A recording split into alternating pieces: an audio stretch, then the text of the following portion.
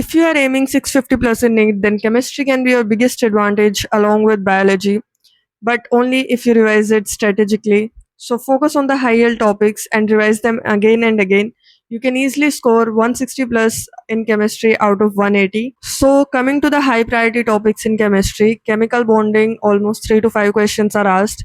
Coming to coordination compounds, the questions varies each year. It can range from 2 to 5. This is a very important chapter, and I would say it's easy also to improve your score. So almost 2 to 5 questions are asked. Coming to organic chemistry, alcohol, phenols, ethers, aldehyde, ketones, carboxylic acids, hydrocarbons, almost 10 to 12 questions are asked each year. Then coming to physical chemistry part, thermodynamics, equilibrium, chemical kinetics, and electrochemistry, almost 8 to 10 questions are asked from all these chapters.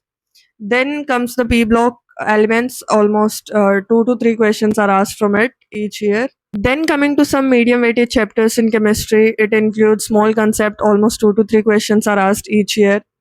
Then is atomic structure, redox reactions, periodic table, D and F block, almost 1 to 2 question is asked every year from each chapter.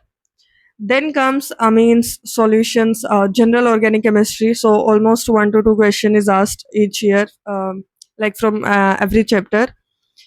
So that's it. I would say in chemistry, repeated revision is a must. Exceptions, tables, color changes in organic chemistry is a key concept to pay more attention and to recall them in your mind. So revise these high yield topics nicely and revise them repeatedly. You can easily score 160 plus in chemistry.